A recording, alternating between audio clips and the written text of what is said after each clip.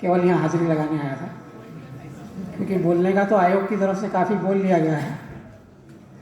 लेकिन जो अभी आज सुना मैंने, थोड़े बहुत प्रश्न सुने, उसके बारे में बहुत संक्षेप में अपनी बात रखता हूँ, क्योंकि इसके आगे क्या ये भी सोचने की बात है। तो जैसा अनंत जी ने भी बताया, सत्यन जी ने इतिहास के बारे में बताया, और हम में से जो यहाँ जनजाति छात्र होंगे सबके भी मन की ये बात होगी। और उसको बहुत संक्षेप में मैं कहता हूँ कि जनजाति समाज के बारे में इमेज और रियलिटी का एक प्रॉब्लम रहा है। जनजाति समाज की इमेज अब तक कुछ और ही बनी रही और उसकी रियलिटी कुछ और है। इतिहास के एक उदाहरण के रूप में अभी हमने सुना भी कि जनजातियों के इतिहास के बारे में बहुत कम जानकारी है, और जो आयोग के सामने चुनौतियाँ आई है और जो प्रश्नों में भी बात आई है, ज़्यादातर विचार व्यक्त किए गए, उसका जो मूल कारण हमें लगता है वो ये इमेज और रियलिटी की गैप ही है। मैं भी जब कॉलेज में पढ़ता था, यहाँ आने के बाद मुझे वास्तव में यूनिवर्सिटी कैंपस में आने की इसलिए भी इच्छा थी कि हालांकि मैं इसका छात्र नहीं था, पर मैं आईआईटी में भी पढ़ा हूँ, और जब मैं 40 साल पुरानी बात हो गई हो, पर उस समय भी दिल्ली यूनिवर्सिटी से जुड़ा रहा, यहाँ आना अच्छा लगता था। और जब हम हमारे साथियों से मिलते थे, सहपाठियों से मिलते थे, तो बड़ा आश्चर्य लगता था मन को कि आदिवासी शब्द प्रयोग होता है सामान्यतः, तो आदिवासियों के बारे में एक छवि बनी हुई थी सबकी। हमारे मित्र भी वैसे ही कहते थे। मैं जानने की कोशिश करता था कि ऐसा क्यों है। तो ऐसा ध्यान में है कि जो इमेज बनी है, जो अंग्रेज लिख कर गए थे, वो हमने थोड़ा सा टेक्स्ट में पढ़ लिया था, क्योंकि हमारे जो नगरीय साथी है वो जानते हैं आदिवासियों को कैसे हैं। तो वो बचपन में थोड़ा बहुत स्कूल में पढ़ाया गया था, उतना पढ़ा होता है, उसके अलावा तो बाद में कोई पढ़ता भी नहीं है कि ऐसे आदिवासी होते हैं, ऐसे ट्राइब्स होते हैं। फिर बची कुची जानकारी उनको मिलती है बॉलीवुड की फिल्मों से। तो बॉलीवुड की फिल्मों में आदिवासी बताए जाते थे, अभी भी लगभग वैसे ही बताए जाते हैं। अभी कुछ फिल्में ऐसी बनी है, जैसे RRR का उन्होंने जिक्र किया, कंतारा अभी एक फिल्म आई है जिसमें जो ट्राइबल वास्तव में जो कल्चर है उसको दिखाया गया है। पर फिल्मों में जैसे बताते थे वैसी उनकी मन में छवि रहती थी, और मैं ये गैप को देखकर मन में पीड़ा होती थी कि ये हमारे समाज को जानते ही नहीं है। मैं अपने मित्रों को ले जाया करता था गांव दिखाने, फिर उनका परसेप्शन बदलता था। पर आमतौर पे ये समस्या है। आज़ादी के अमृत महोत्सव के समय में ये जो इनिशिएटिव हमने लिया है, उसके पीछे उद्देश्य ही ये था कि हम इतिहास से शुरू कर रहे हैं कि जनजाति समाज का इतिहास लोगों के सामने आए। खास तौर से अमृत महोत्सव के समय जो बलिदान किया है वो आए, और वो एक तरह से द्वार खोलता है अपने जनजाति समाज को समझने का। तो इसके आगे क्या, यूनिवर्सिटीज़ में कार्यक्रम करने का भी उद्देश्य है कि जनजाति समाज के बारे में रिसर्च का बहुत अभाव है। अभी हमने वक्तव्य सुने, तो सुनते समय जब जनजाति समाज के बारे में हम किसी को भी कहते हैं, अभी हिस्ट्री के बारे में भी आपने जो सुना होगा, तो आपको लगता होगा कि ये ऐसा कहा जाता है, किंवदंती सा रखता है। लोग विश्वास नहीं करते कि एक साथ 1000-2000 लोगों को मारा गया होगा और अभी तक हमको मालूम ही नहीं है। तो इसको सिद्ध करने की ज़रूरत है, क्योंकि जो थोड़े बहुत हमने अध्ययन किए हमको ध्यान में आता है कि वो अभी भी आर्काइव्स में उपलब्ध है चीज़ें। यही है कि उसको ठीक प्रकार से डॉक्यूमेंट नहीं किया गया अभी तक। अगर वो डॉक्यूमेंट करके सामने आएगा, हमारे देश के स्वतंत्रता के लिए किए गए संग्राम का सही इतिहास लोगों के सामने आएगा, और हमारे देश में इतनी सारी कम्युनिटीज़ ने क्या क्या किया है वो सामने आएगा, और ये बहुत महत्वपूर्ण है अपने सभी देश के लिए। वैसे ही फिर जनजाति समाज के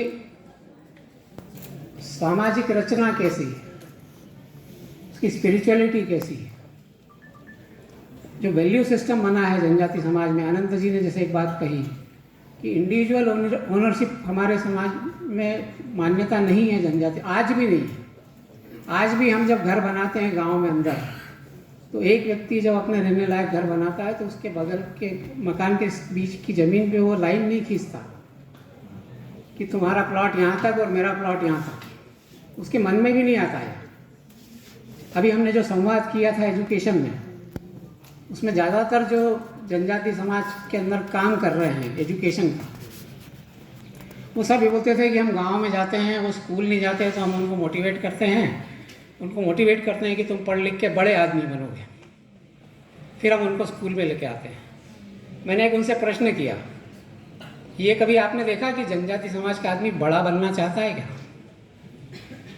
क्योंकि हमारे यहाँ बड़े बनने की परिभाषा है कि गांव में घर मेरा सबसे बड़ा हो, मेरा रुतबा सबसे ज़्यादा हो। जनजाति गांव का आदमी आज भी इसमें भरोसा नहीं रखता है। गांव में मेरा घर सबसे अलग हो, ये जनजाति गांव का आदमी आज भी नहीं सोचता। तो हम क्या कर रहे हैं?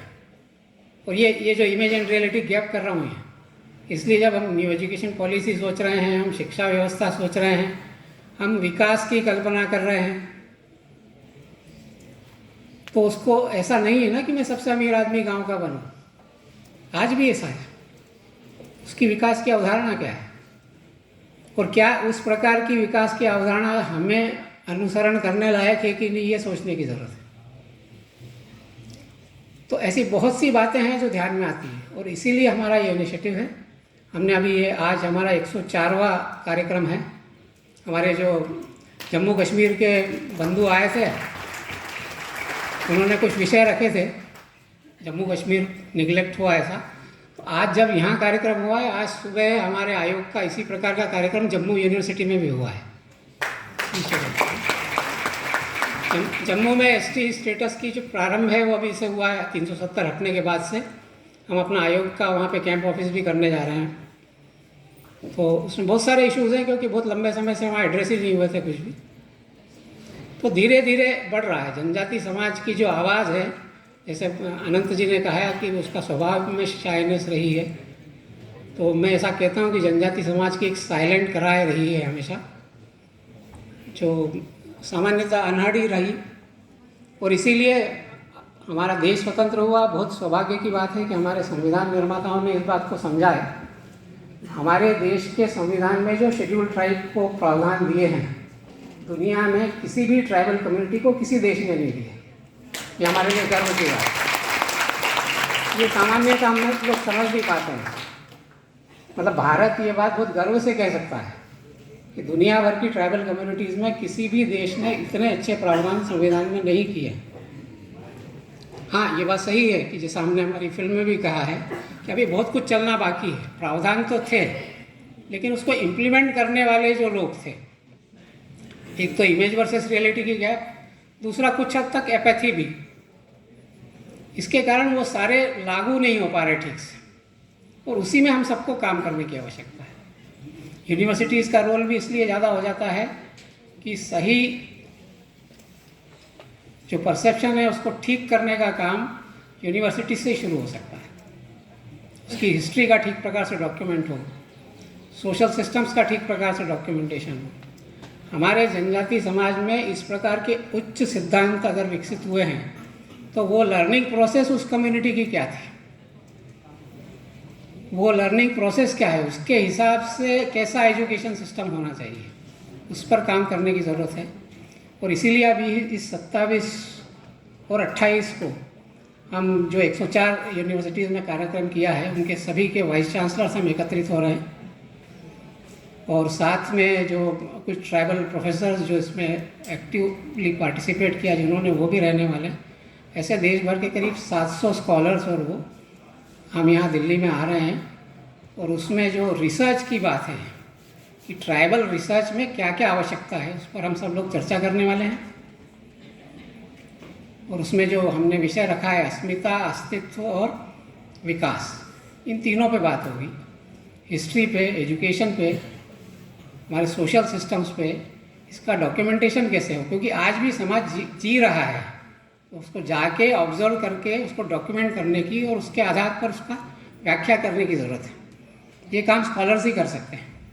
और सबसे अच्छी बात उसमें ये होगी कि जो ये डॉक्यूमेंटेशन का काम करें उसमें से जितने अधिक ट्राइबल स्टूडेंट्स और ट्राइबल कम्युनिटी से लोग आएंगे उसका अधिक लाभ होगा। जैसे हम ये बोलते हैं कि अभी तक जो शेर का इतिहास जब तक शिकारी लिखते हैं तब तक शेर को कोई समझ नहीं सकता। शेर जब अपना इतिहास लिखेगा तब उसका वास्तविकता सामने आएगी। वही बात ट्राइबल्स के साथ लागू होती है। अभी तक अंग्रेज़ कुछ लिख के चले गए, हमने जो लिखा गया है उसको पढ़ के लिख रहे हैं आगे, तो वास्तविकता नहीं आ रही। अब ये कैसे एक मूवमेंट बने हमारे पूरे देश में, उसके लिए हम 2 दिन के लिए मिल रहे हैं। हमारे लिए बहुत सौभाग्य की बात है कि हम जो स्कॉलर्स मिलेंगे उनको अपने देश की माननीय अपने राष्ट्रपति, हम सबको राष्ट्रपति भवन भी उन्होंने बुलाया है, वो भी हमारी बात सुनेंगी।